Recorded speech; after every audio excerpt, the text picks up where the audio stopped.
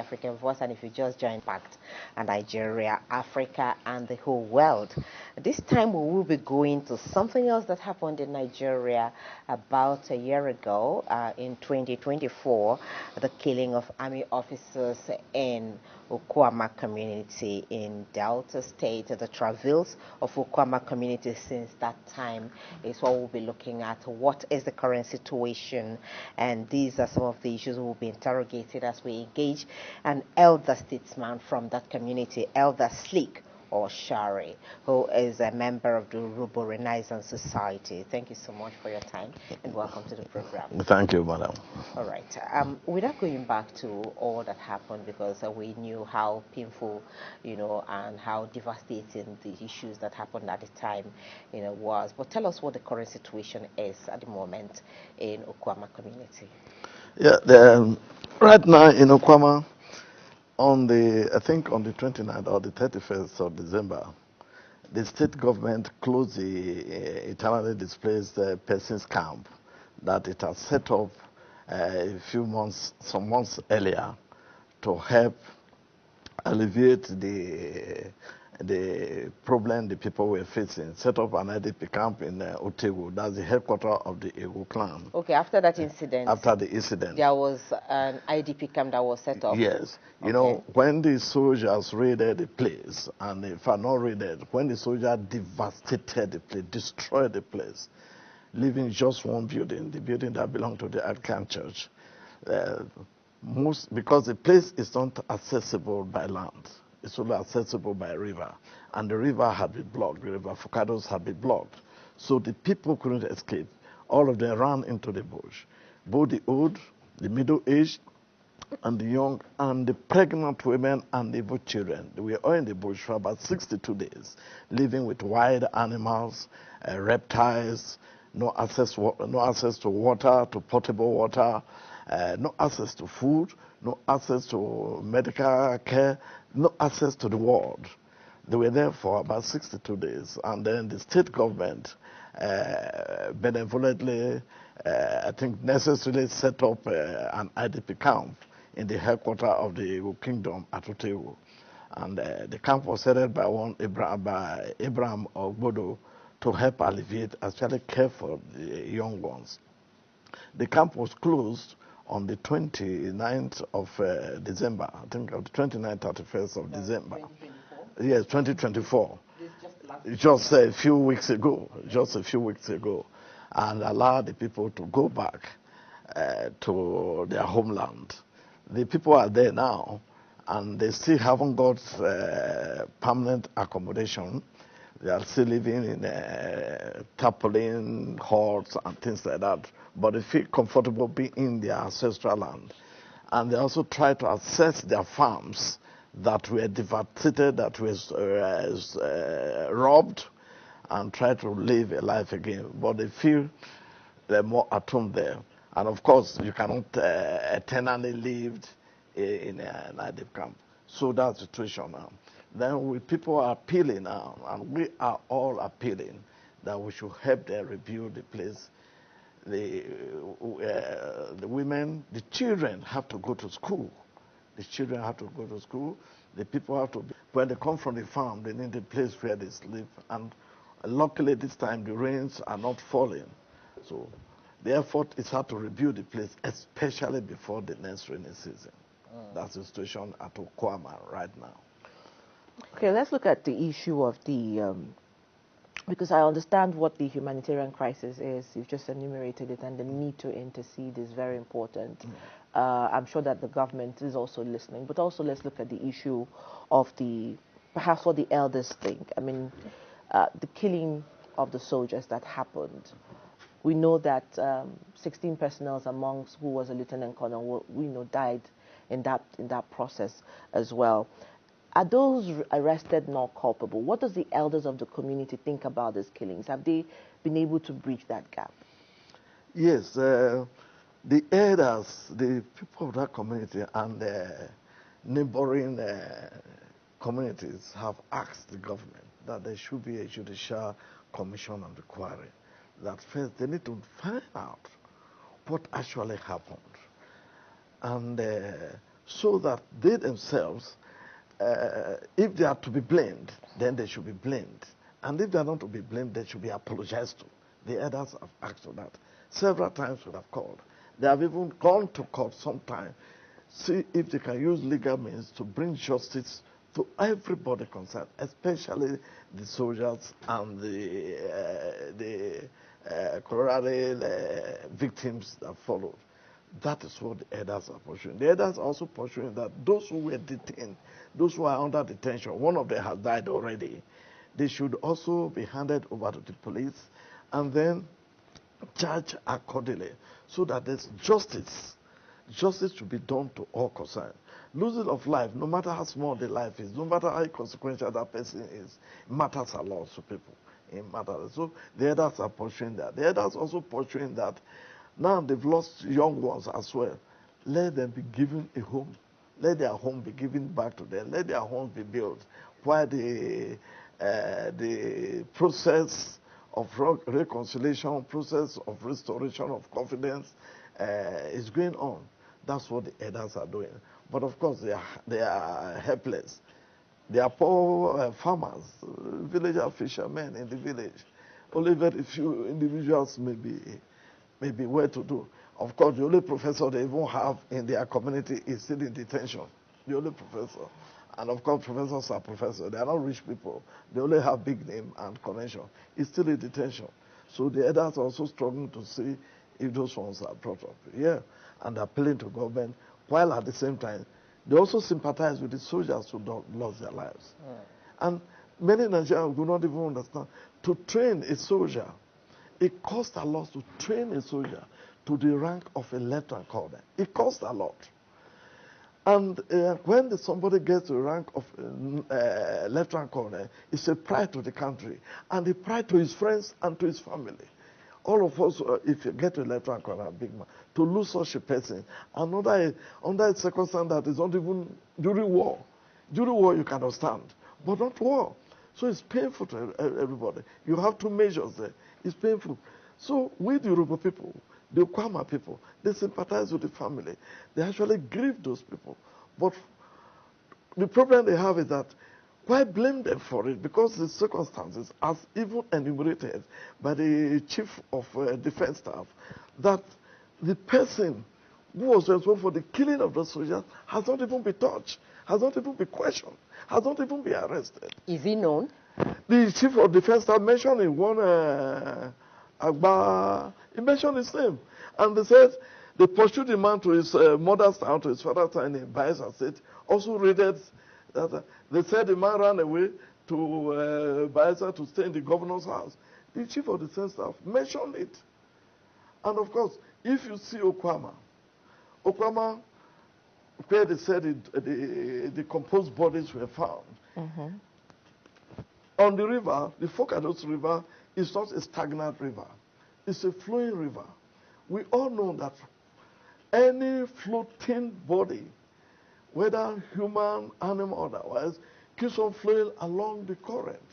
So if the bodies were found in the waterfront of Okwama, it shows that the people were, probably those soldiers were not really killed on Okwama, because by the time they were floating, they must have floated down the Focados River. And it was at Okwama waterfront that we found.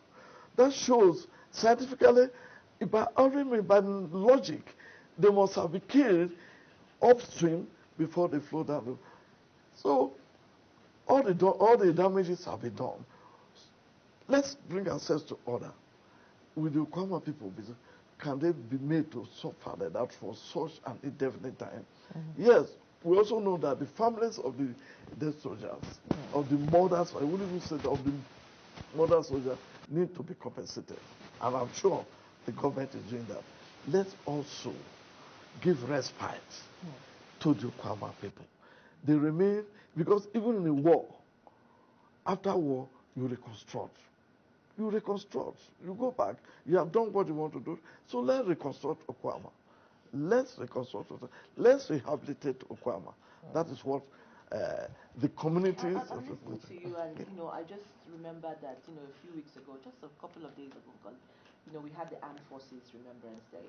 To remember our slain soldiers. On the 15th, yeah. Absolutely. Yeah. And I could see some of the widows, and I could just experience the pain that they have to go through losing their benefactor. The same thing with those that have been slain, whether it was in the river floating across Okwama or not. These are Nigerian soldiers. So my question would be, regardless of the respite you're asking for the community, for the people of Okwama, are they also participating in giving intel and working with the military to perhaps unravel this issue, regardless of what they need in respite? Yes, they do. They do. When the military give the opportunity, they do. They give information, they work with them.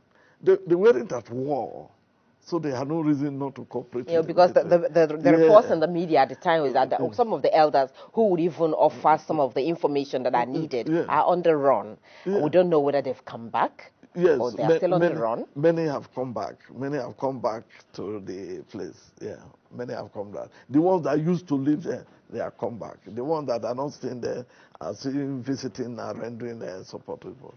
Many of them have come back because they have stopped arresting the people. In fact, the military have stopped arresting people. They have stopped harassing people. They are not doing that. But the trauma is still there for sure. Okay, we'll come back to that because there needs to be a closure. There needs to be a closure to all of these, really, because at the end of the day, tempers were fled, and people, how painful it can be, really, to lose a loved one, a Nigerian soldier. So we'll come back to that, but we need to take a commercial break now. Okay, we'll take that break later, but let's get back to the judicial panel of inquiry you talked about. What effort have you made to ensure that this is done? Like I said earlier, there needs to be a closure to all of this so that at least tempers can calm down with all that happened. Yes, a lot of efforts have been made. In fact, even very prominent lawyers in this country, people like Faloda, many others, have even made efforts to bring this matter to this. The National Assembly, House of Rep, set up a committee. Up to now, we don't know what happened to the report of that committee. They went to the Delta State, they were worried to investigate, to find out things. Up to now, we don't know their conclusion. The military also said they were setting up a committee for education, and some members of the committee were ever invited. Up to now, we don't know how it ended. Nothing has come out. Either it was truncated or nobody showed interest. These are things we are still in suspense. We don't even know. We are still in suspense. That's why those who are detained, we also argue that those who are detained, we plead, not even argue, we plead that those who are detained should be released or handed over to the police. That means they haven't had a day in court just yet. No, they are not even been handed over to the police. One died a few weeks ago. They are not even been handed over to the police. And we think military civil matter should be handed over, should be taken over by the police. And so that, like you said, tempers die down. Everybody is angry, but can we be angry forever? No, we can't. Okay, we'll take that break that I called for earlier, and then we'll return to conclude this conversation. We don't like to eat better, more nutritious meals, more veggies, but we want it tasty and easy too. Right, we're glad you are still here with us on KAKAAKI, the African Voice. We're looking at the Okwama community crisis at the time when the soldiers were killed in March. That was in 2024, last year, and the position of things now in that community. And the elder from there is still with us, Elder Slake. Thank you so much for your patience. Okay, so if we remember what happened at the time, that the soldiers, the report was that the soldiers were responding to a crisis between Okwama and Okoloba communities. Was that the correct thing? And then that the communities have also been clashing repeatedly over land ownership and compensation for oil spills. And then the soldiers were also ambushed by angry youths. Now, these were the narratives that we got in the media space at the time when this broke out, and that was why the soldiers were really very angry, and they had to retaliate that way. So, from the feelers you have got, the elders that were detained, would you say they are not culpable? Not just the elders. I don't know if some youths were also part of those that were detained. Would you say, including a woman? Okay, including a woman. Okay, so the thinking is that youth don't just go out and carry out some kind of carnage like that if there's no kind of support from those who are leading them, so to speak. So help us clear that regarding what has happened between that time and now. Yeah, I think the narrative is not truly correct as it is. Two communities, Okoloba and Okwama, they are neighboring communities. A prominent member of Okoloba community had interest in land and has a quarrel over land with Okoma community. The prominent man Okoloba now involved the whole of Okoloba to make it like two communities, like Okoloba and Okwama, having clash over land. Facts, there was a clash over land. Now, the thing that was the clash so heavy that the soldiers need to go there to keep the peace? No. Now, if two communities are clashing, the first security agency to respond is the police. Okoloba is in the Bomandi local government area. Okwama is in Ugele South local government area. Two local governments that are sharing boundary. Now the soldiers are said to have gone to Okwama for peacekeeping. Okwama and Okoloba were clashing. Soldiers didn't go to Okoloba for peacekeeping. If we take it peacekeeping, soldiers didn't go to Okoloba for peacekeeping, but soldiers went to Okwama for peacekeeping. Why Okwama for peacekeeping? That's the first instance. Why not Okoloba for peacekeeping as well? Now, the police division in Bomandi local government, where Okoloba belongs to, were not aware there was a clash that required peacekeeping. The police division in Ugele South local government area, where Okwama belonged to, were not aware there was a clash that required peacekeeping. Now, the Delta State government was also not aware there was a clash that required peacekeeping. But soldiers said they went there for peacekeeping. That's still an unanswered question. Now, after the first raid, when the peacekeeping, they said the soldiers who went for the peacekeeping in Okwama didn't go with arms. Now, when the soldiers were found killed, a reprisal went there, and it was given that they went there to retrieve arms. Meanwhile, Yareda said the soldiers didn't go with arms. Again, we look at the caliber of soldiers that went there. A lieutenant colonel, two majors, and other soldiers. Now, we may be naive in military formations, but for a lieutenant colonel to lead a troop, that troop must be as large as no less than 200 to 300 men. But here, a group of just 17 people. And of course, the chief of defense staff also told us that it was oil war. He said that clearly. I'm not the one saying. He said that was a bunkering war.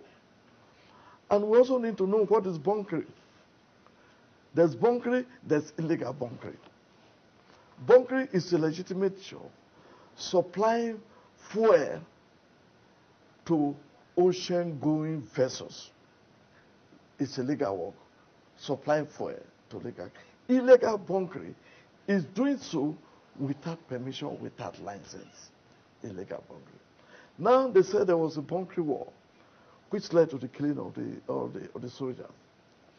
Now, in the bunkering war, we have had the federal government giving a multi-billion naira contract to a company called Tantinta to secure the oil wells, the oil fields, oil movement, oil operations in the Niger Delta. That contract that was given, there were other people in the Niger Delta who felt they were shortchanged in giving that huge contract to a single man that they needed to participate in that contract. So that war has been going on. And like the chief of defense have said, one Amagbei who had challenged the Tantita because he felt, and of course, you know, sometime when the contract was first given, you remember when Asari Dokubo said no? Remember Asari Dokubo said, why should you give that contract to Tompolo?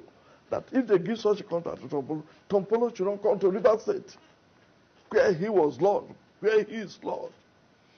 So this oil bunkering war has been going on. And Amagbei has already challenged Tompolo, the Tantita, in Delta State. So this oil bunkering war was going on. And the Okwama-Okoloba crisis is in between. And Okwama became the victim, a collateral damage to this oil bunkering war. This is what it is. And that is why when we ask, if you look at all this scenario, the Navy was not involved. We have not had the name of the Navy. The Navy are the people who are supposed to be parading the river areas. Why soldiers? Why soldiers? Why not the Navy? So there are a lot of things, a lot of questions that have not been answered. And that is why the panel of inquiries is necessary for That's this. Panel of inquiry. And then who called for the soldiers to come for peacekeeping? The panel of inquiry is very necessary. We need to ask this so that if the army is guilty, the army is culpable, the army should admit. Then the Okwama community youths are is involved. culpable, Okwama should admit and should be punished as well. And of course, they have already received their punishment in advance. Indeed, I think this is a very sad case because we need to get this thing cleared up. Indeed, you find collateral damage because innocent people are also on the line of this. You talked about intervention earlier, and I think I want to go back to that. There was a resettlement committee that was set up, to look at the resettlement of people of Okwama because of the IDP camp that was set up in Iwu and all of that. Where is that committee on intervention? And are there reports on what has been done and what is going to be done? No report. No report. The only thing that which was influenced from the government side, I think a nearby community, a traditional and also that fair touch in an Amijo community, fair touch said, look, we have to help replant. It went in to talk with the Okwama and the Okoloba people. And that traditional, I think, everybody village went in, and that was one who have been able to put peace together and plead the government, and government has opened the waterways. Because for a long time, the waterways were locked. And when the waterways were locked, it affects all the communities along the river areas. So that community, but government reconciliation thing, we have not had anything for them. We don't know how far they've come. The Niger Delta Development Commission, how did they win at that time? Yes, the Niger Delta Commission didn't intervene. It's only now, I understand, they are trying to participate in rebuilding the place by donating building materials to the place. I think they did that last week. But after that period, nobody could access the place. Even the governor couldn't access the place then. Okay, it was that strong, really. The governor could not even access and we understand why, because very senior officials were affected in that. Okay, let's look at this, because this statement came out after the whole thing, that the chief of army staff said that no stone would be left unturned until the perpetrators face the full wrath of the law, and the president also, gave a marching order for that to be done. But from the narrative we are hearing now, it will mean that the perpetrators are yet to be brought to book, have not even been identified. Yes. To start with. Yes. They have not been identified. And the ones identified by the chief of the staff has not even been arrested. That's what is baffling everybody. All the military are satisfied having raised Okwama, they are not satisfied that they have revenge, so anything can happen. Are they satisfied with that? And the ones that have been, locked up, you there. can't even say whether they are the actual perpetrators because they've not had also a trial done on that as well. Yes. So we don't know anything. So no person has been brought to book. No person has been identified. Nobody has been identified. And we are not hearing anything anymore. Even the press, if we are hearing something, the press will know. All of you will know. You'll be the one to give us the information. So that's why we're revisiting it now, yes, right so here please, on the program. We want to know. We want to know the perpetrators. That's commission inquiry. If it has not been set up, or if it has been set up, let it come to work. And it shouldn't be an indefinite thing. It shouldn't be. We want to know. Because we need to learn from it. We need to learn from it for future occurrences. You see, this is the 5th time this kind of thing is happening in this country. I can remember. I remember the OD massacre of November Even before then, 1999. Yeah. Before then, most of you will not remember. In 1970, Ugep, oh yes, soon after the war, Ugep village was virtually wiped out just because for the missing soldier. And at that time, Obasanjo was the GOC 3rd Marine Commando. Ugep was wiped out. It then, we just say maybe a little bit after effect of the Civil War. Then we have Zakibiam. We have Zakibiam in Benue State. The whole village was almost wiped out. We have Zango Kataf in Kaduna State. And I understand the present chief of the defense staff is from Zango Kataf. We know what happens there. Massacre, suicide, homicides. Then OD. They said 6 policemen were missing. OD was wiped out. I remember only one building was again standing like Okwama. For months, even for more than 1 year, nobody could step into OD. We need to get this commission squad. We need to get this thing. We need to avoid it. We are Nigerians. These are Nigerian cities. And some of these villages have produced people who have served this nation. They have produced people who were even in the army. So we need to avoid it so that it doesn't happen to other communities. Let's don't say because it hasn't come to me, it doesn't matter. No, we need to avoid it in our nation. We need to protect ourselves. Indeed, but unlike OD, Baga, and Zakibiam, the one for Gep never, he didn't have any light of day in the media. It's gone unnoticed. There has been no recompensation for that. And people are still actually asking that they revisit it up to date. Yes, the one of Ugep. Yes, up to today, yes, the massacre. And in fact, the one in Ugep, if Gowon as head of state didn't step in there, Obasanjo was going to extend it beyond that. And the thing just died down. Like you rightly said, nobody knows about it except people who were old enough that time. Nobody. The whole thing is there. You get people have not even been apologized to. One soldier missing. Maybe they just took it as a continuation of the Civil War. Maybe that's what they thought. Meanwhile, it wasn't. The war had ended. We need to avoid such things in this country. All right. Yeah. We need to avoid such things in our country.